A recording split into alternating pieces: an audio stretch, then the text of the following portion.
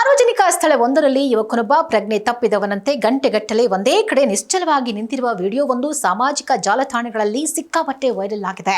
ಸಾರ್ವಜನಿಕರಲ್ಲಿ ಈ ವಿಡಿಯೋ ತೀವ್ರ ಆತಂಕ ಮೂಡಿಸಿದೆ.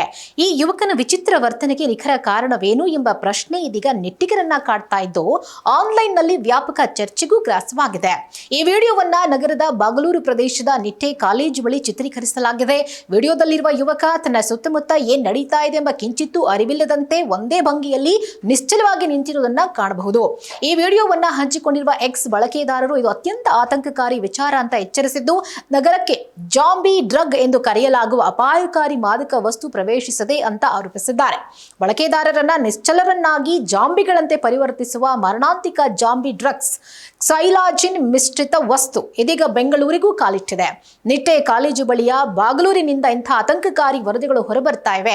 ಪೋಷಕರು, ಯುವಕರು ಮತ್ತು ಪೊಲೀಸರು ಅತ್ಯಂತ ಎಚ್ಚರಿಕೆಯಿಂದ ಇರಬೇಕಾದ ಸಮಯ ಇದು ನಮ್ಮ ನಗರಕ್ಕೆ ನೀಡ್ತಾ ಇರುವ ಗಂಭೀರ ಎಚ್ಚರಿಕೆ.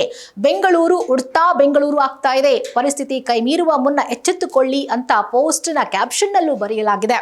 ಇದು ತುಂಬಾನೇ ಭಯಾನಕ. ಯುವ ಜನತೆಯನ್ನ ಈ ಅಪಾಯದಿಂದ ಪಾರು ಮಾಡೋಕೆ ಅಧಿಕಾರಿಗಳು ಕಟ್ಟುನಿಟ್ಟಿನ ಕ್ರಮ ಕೈಗೊಳ್ಳಬೇಕು ಅಂತ ಬಳಕೆದಾರರು ಆಗ್ರಹಿಸಿದ್ದಾರೆ.